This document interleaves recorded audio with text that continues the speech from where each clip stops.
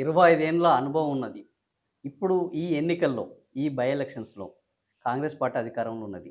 జూబ్లీహిల్స్ ఉప ఎన్నికకు సంబంధించి మాగంటి గోపీనాథ్ చనిపోవడం వల్ల వస్తుంది. వాళ్ళ మీద కొంత సాలిడారిటీ ఉంటది. చనిపోయారు అనేది ఒక సాలిడారిటీ ఉంటుంది. బీజేపీ, బీఆర్ఎస్ మీకు ప్రతిపక్షంగా ఉన్నది. ఇందులో మీ ప్రత్యర్థి అసలైన ప్రత్యర్థి ఎవరు? బీఆర్ఎస్సా? బీజేపీయా? బీఆర్ఎస్ 100%. హ్మ్. బీజేపీ అంటే సెంటర్ హ్మ్. నరేంద్ర మోదీ. అంతే. నరేంద్ర మోదీ ఎలక్షన్ ఉన్నప్పుడు సెంటర్ లోక్సభ ఎలక్షన్ ఉంటే బీజేపీ ఫైర్ బ్రాండ్. కానీ స్టేట్ ఎలక్షన్ ఉంటే మాకు తగ్గడా ఆపోజిషన్ బీఆర్ఎస్. మీ స్టేట్ ఎలక్షన్ ఇప్పుడు జూబ్లీహిల్స్ ఎంపీ కిషన్ రెడ్డి కిందకి వస్తున్నది. అవునా? అక్కడ బీజేపీ గెలిచింది కదా, కాంగ్రెస్ గెలవలేదు. అక్కడ మీకు ప్రతిపక్షంగా బీజేపీ ఉన్నది. No no no no state election వస్తే, ఎమ్మెల్యే ఎలక్షన్ వస్తే మాకు సిటీలో కూడా ఎమ్మెల్యేలు బీజేపీలో గెలిచారు, కాంగ్రెస్ గెలవలేదు. వినండి మీరు, అక్కడ బీఆర్ఎస్ మాకు ఆపోజిట్, మా పెద్ద దుష్మన్ BRS. Okay. BJP is not problem. Jubilee Hills ఇట్లా లేపేస్తాం. ఓకే, అది కూడా చెప్తున్నా, సింపుల్. ఇప్పుడు మీ లెక్కనే ఇంకో బీజేపీలో ఇంకొకరు ఉన్నారు, మాధవిలత. నాకు టికెట్ ఇస్తే మొత్తం చెండాడేస్తాను కాంగ్రెస్ వాళ్ళని అంటున్నది. ఆమెకు టికెట్ ఇస్తే కాంగ్రెస్ వాళ్ళని చెండాడే పరిస్థితి ఉన్నదా మాధవిలతకు? నేనే మాధవిలత తెలుసు కదా. వినన్నా, మాధవిలత జబర్దస్త్ పర్సనాలిటీ, జబర్దస్త్, మంచిగా మాట్లాడుతుంది, మంచి ఓరేటర్, గుడ్. కానీ ఎంపీ ఎలక్షన్ కాదు కదా, ఎమ్మెల్యే ఎలక్షన్. పబ్లిక్ ఏం చూస్తుంది? అసెంబ్లీలో ఏమని అడుగుతున్నది అంతే. అసెంబ్లీ పెడితే ఏం పన్నా, బీజేపీకి ఓటు వేయరు. అసెంబ్లీలో బీఆర్ఎస్ కి ఓటేస్తారు, లేకుంటే కాంగ్రెస్ కి ఓటేస్తారు. బీజేపీ హవా నడవదు. నేను ఇలా చెప్పేస్తున్నా, ఏ రోజు పోలింగ్ అవుతుంది రిజల్ట్ ఆ రోజు మీరు రావాలి. 25,000 కంటే ఎక్కువ ఓట్లు బీజేపీకి వస్తే నా పేరు చేంజ్ చేసుకోవాలి. ఓకే. సో అంటే సెన్సేషనల్స్ మీకు ఇట్లా టకటక వచ్చేస్తాయా, లేకపోతే మీరు ఆల్రెడీ ప్రిపేర్ అయి ఉంటారా? ప్రిపేర్ కాదు, గ్రౌండ్ లో ఉంటా కాబట్టి అన్ని తెలుసు. నాకు పని ఏం, పొద్దుగాల నుంచి రాత్రి రాజకీయం. అన్ని చదవాలి, చూడాలి, గ్రౌండ్ లో చూడాలి, ప్రాక్టికల్ చూడాలి, రైట్, థియరీలో చూడాలి. ఇదే నా పని. 25 years నుంచి చూస్తున్నా. చెప్పిన జ్యోతిషం ఎప్పుడు కూడా ఇచ్చిన 100%. రేవంత్ అన్న కూడా ముఖ్యమంత్రి అవుతాడని జ్యోతిషం ఇచ్చిన, 100 ఛానళ్లకు చెప్పిన. ఆయన అవుతాడు, నేను కూడా గెలుస్తా. మీరు కూడా గెలుస్తారని 100 ఛానళ్ళకు చెప్పారు. చెప్పిన అన్ఫార్చునేట్లీ బోగస్ ఓట్లు 2000 ఓడిపోయినా. ఎవరు జ్యోతిషం వాళ్ళకి పనిచేస్తలేదు. సో ఎప్పుడు కూడా ఢిల్లీ ఎలక్షన్ కానీ, పక్క రాష్ట్రం ఎలక్షన్ కానీ, ఎప్పుడు జ్యోతిషం ఇస్తే అదే కరెక్ట్ అయింది. సో ఎవరు అగేన్స్ట్ లేను, నేను వాస్తవాలు చెప్పే శక్తి ఉన్నది నాకు. ఓకే. జూబ్లీహిల్స్ బై ఎలక్షన్స్లో మీ ఎజెండా ఏంటి? కాంగ్రెస్ పార్టీ ఏ నినాదంతో? ఎందుకంటే జనరల్ ఎలక్షన్స్ మీరు అనేక డిక్లరేషన్స్ ఇచ్చారు, ప్రజాపాలన అన్నారు. ఇప్పుడు తీవ్రమైన వ్యతిరేకత వస్తున్నది అన్న నేపథ్యంతో మీనాక్షి నటరాజన్ ఆల్రెడీ పాదయాత్ర కూడా చేపట్టారు. ప్రభుత్వం మీద వ్యతిరేకత ఉన్నది అనేది ఒక అజంప్షన్ బాగా రోజు రోజుకు పెరుగుతుంది. ఈ దాని నుంచి వెళ్ళి మీ ఎజెండా ఏ నినాదంతో ఉప ఎన్నికలకు వెళ్ళాలని కాంగ్రెస్ పార్టీ అనుకుంటుంది? ఫస్ట్ నాకు టికెట్ ఇస్తే ఫస్ట్ అందరు సీనియర్లకు, ఎవరెవరు ఇంట్లో కూర్చున్నారో వాళ్ళకు బయట తీసుకువస్తా. ఓకే. అండ్ దాని తర్వాత మొత్తం క్యాడర్కి యునైటెడ్ చేస్తా, వాళ్ళ డిఫరెన్సెస్కి సెట్ చేస్తా. ఓకే. దాని తర్వాత బూత్ లెవెల్ దాకా పోతా. ఓకే. బూత్ మొత్తం లిస్టులు, బూత్ ఏజెంట్లు, బూత్ కమిటీలు తయారు చేస్తా. మహిళలకు ఇంకా గట్టిగా రెడీ చేస్తా. మహిళలు 50% వాళ్ళు ఉంటేనే మనం గెలుస్తాం. యూత్కి సెట్ చేస్తా. దాని తర్వాత గెలిచిన తర్వాత డెవలప్మెంట్ డెవలప్మెంట్ డెవలప్మెంట్ అంతే. కాంగ్రెస్ పార్టీని బయట వాళ్ళు ఓడించాల్సిన అవసరం లేదు. ముఖ్యంగా జూబ్లీహిల్స్లో ఇప్పటికీ 20 మంది తయారయ్యారు. మైనార్టీ క్యాండిడేట్లు ఉన్నారు, మహిళా క్యాండిడేట్లు ఉన్నారు, కమ్మ వాళ్ళు ఉన్నారు, రెడ్డి వాళ్ళు ఉన్నారు, బీసీలు ఉన్నారు. ఇంతమంది కొట్లాడుకుంటారు. వీళ్ళని ఇంకా వేరే వాడు ఓడించాల్సిన అవసరం లేదు. ఒకరికి ఎవరికి ఇచ్చినా మిగతా వాళ్ళందరూ శత్రువులు అవుతారు. వీళ్ళని వీళ్ళే ఓడిస్తారు అనేది బ్రహ్మాండంగా బీఆర్ఎస్ మేమే గెలుస్తాం అనే ధీమాతో ఉన్నది. వాళ్ళు ఆ భీమాతో ఉండకపోతే ఎట్లా కంటెస్ట్ చేస్తారా తమ్ముడు? సో కాంగ్రెస్ పార్టీలో ఇప్పుడు మేము డిసైడ్ అయినాం. లాస్ట్ 1 year 23 ముందు ఎలక్షన్లోనే చెప్పిన, మీ ఛానల్కి చెప్పలేదు, 100 ఛానళ్లకు చెప్పిన, మా ఇన్ఫైటింగ్ ఫినిష్ అయిపోయింది. నేను ఇప్పుడు యునైటెడ్, పెద్ద పులి ముఖ్యమంత్రి కావాలి. ఆ పెద్ద పులి రేవంత్ రెడ్డి గారు అని ఆయన ముఖ్యమంత్రి కాకముందునే నేను చెప్పారు. అప్పటి నుంచి కాంగ్రెస్ పార్టీ యునైటెడ్ ఉన్నది. ఇప్పుడు ఏం డిఫరెన్స్లు లేవు. ఏదో చిన్న చిన్న గొడవలు ఉంటాయి, భార్య భర్తల మధ్యలో ఉంటాయి, కొడుకు తండ్రి ఫాదర్ సన్ మధ్యలో ఉంటారు.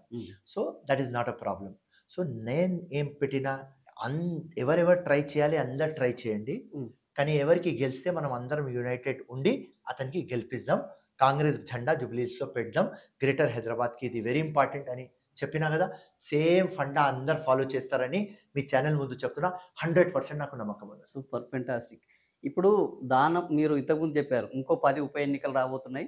ముఖ్యంగా దానం నాగేందర్ ఖైరతాబాద్ జూబ్లీహిల్స్ పక్కదే. సో ఆయన కూడా బీఆర్ఎస్ పార్టీలో ఎమ్మెల్యే గెలిచి కాంగ్రెస్ పార్టీలో ఎంపీగా పోటీ చేశారు. సో ఆల్మోస్ట్ ఇది ఇంకా కంపల్సరీ అనర్హత వస్తుంది, ఆడ ఉప ఎన్నిక వస్తుంది. ఒకవేళ జూబ్లీహిల్స్లో ఫిరోజ్ ఖాన్కి టికెట్ ఇవ్వకుండా రేపు ఈ కొట్లాటలో ఫిరోజ్ నీ ఖైరతాబాద్లో ఇస్తాం ఓకేనా అని అంటే అప్పుడు మీరు దానికి సిద్ధమేనా? నాకు ఇయ్యరు. నాగేందర్ ఉన్న తర్వాత ఫిరోజ్ ఖాన్కి ఎట్లా ఇస్తారు రాబాయ్? నాగేందర్ సీనియర్ మోస్ట్ అయినా 6 times గెలిచిన ఎక్స్పీరియన్స్ గట్టోడు, సబ్జెక్ట్ ఉన్న వ్యక్తి and integrated fellow, right? 100%. Nagender గారు అంటే హీఈస్ లైక్ ఒక పులి. సో ఆ పులిలో పెద్ద పులి. అనర్హత వేటేస్తే కాంగ్రెస్ తరపు నుంచి ఆయనకి 100% ఆయన కంటెస్ట్ చేస్తాడు. నాలాగా క్యాండిడేట్ లెఫ్ట్ రైట్ పోయి మొత్తం మేము నాగేందర్ అన్న బూత్ కమిటీ నేనే చూసుకుంటా పోయి. ఓకే. సో ఈ 10 ఉప ఎన్నికలు వస్తే ఒకవేళ మీ యొక్క ధీమా ఎన్ని సీట్లు వస్తాయని మీరు ధీమాగా ఉన్నారు? 10కి 10 అని చెప్పకండి. ఇది కాంగ్రెస్కి 90% సీట్స్ వస్తాయి. 90% సీట్లు వస్తాయి. ఓకే. ఆ పోయే ఒక్క సీట్ ఎక్కడ ఉంటుంది నేను చెప్పలేను ఇప్పుడు. మీరు జ్యోతిష్యం చెప్తారు. తప్పకుండా చెప్తా. ఏ రోజు టికెట్లు డిక్లేర్ అయ్యి బీఆర్ఎస్ నుంచి ఎవరు కంటెస్ట్ చేస్తున్నారు కాస్ట్ ఈక్వేషన్ చూసుకొని 100% మీరు ఏ రోజు టికెట్లు డిక్లేర్ అయితే మీరు రండి, నేను ఆ రోజు జ్యోతిష్యం చెప్పేస్తాను. సరే ఉప ఎన్నికలు 10కి 10 వస్తాయి, అదైనా జ్యోతిష్యం చెప్పగలరా మాకు? చెప్తున్నా కదా 90% ఉప ఎన్నికలు 10కి 10 వస్తాయి.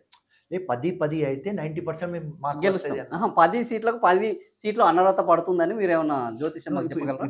ఇప్పుడు ఏమున్నది అంటే సుప్రీంకోర్టు ఆర్డర్లో ఒక అంబిక్యూటీ ఉన్నది. ఓకే. ఆయన 3 monthsలో డిసైడ్ చేయమని చెప్పిన. అండ్ చూసుకుంటే ఇది డిస్క్వాలిఫికేషన్ యాంటీ డిఫెక్షన్లో చూసుకుంటే నాగేందర్ గారు కాంగ్రెస్ టికెట్ మీద ఎంపీ కంటెస్ట్ చేస్తున్నారు, టోటల్ బ్రీచ్ చేసేస్తున్నారు.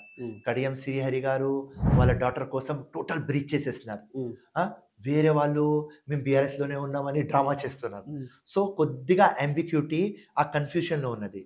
కొంత టైం పడుతుంది, కానీ ఫైనాలిటీ సుప్రీంకోర్టే తీసుకుంటుంది. ఎందుకంటే 3.5 years ఉన్నది కాంగ్రెస్కి. 6 months 9 months అంటే స్పీకర్ గారు ఏదో రీజన్ కోసం పెండింగ్ పెట్టవచ్చు, రైట్?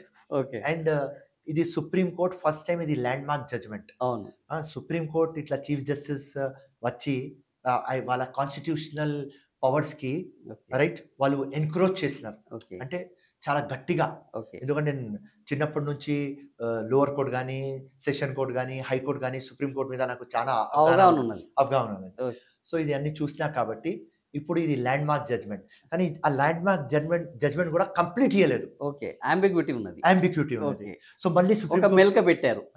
మళ్ళీ సుప్రీం కోర్టుకు పోయేది ఆస్కారం ఉన్నది. అరే 3 months లో వీళ్ళు చేయలేదు, మళ్ళీ మీరు ఏదైనా చెప్పండి, కంటెంప్ట్ లో పోండి, అన్ని ఉన్నాయి.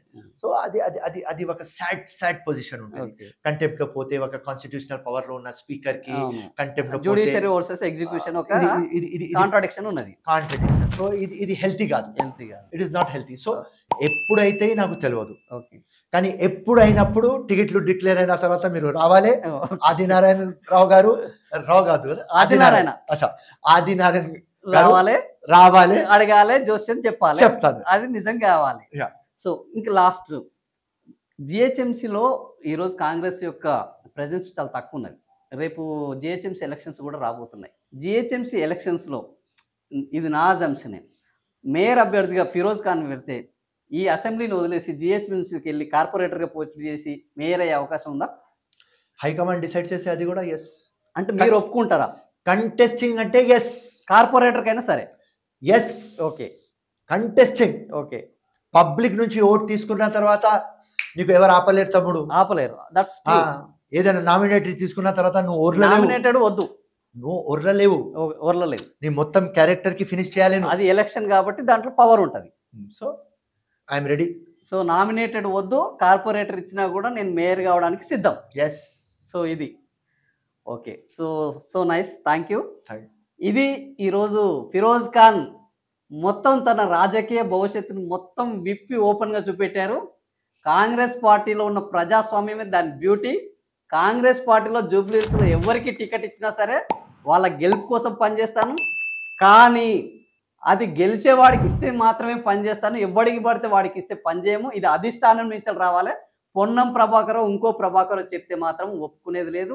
అదే సమయంలో కాంగ్రెస్ పార్టీ నాకు కార్పొరేటర్ ఇచ్చినా సరే ఈ హైదరాబాద్‌కు మేయర్ కావడానికి కూడా నేను సిద్ధంగా ఉన్నానని చెప్తున్నారు. మరి కాంగ్రెస్ పార్టీ ఫిరోజ్ ఖాన్‌ని, అసదుద్దీన్‌ని పక్కన పెట్టి ఫిరోజ్ ఖాన్‌ని ఎత్తుకుంటుందా? ఫిరోజ్ ఖాన్‌ని దించేసి అసదుద్దీన్‌ని ఎత్తుకుంటుందా? భవిష్యత్తులో చెప్పాలి. ఆయన జోస్యం కూడా చెప్తానంటుర్రు. మరి ఈ జోస్యం ఏం చెప్పబోతున్నారో ఇంక ముందు ముందు తెలియబోతుంది. ఇది ఈరోజు ఫిరోజ్ ఖాన్ తోటి మన ఇంటర్వ్యూ. మరొకరితోటి మరిన్ని విషయాలతోటి మరో ఇంటర్వ్యూలో కలుసుకుందాం. Thank you for watching.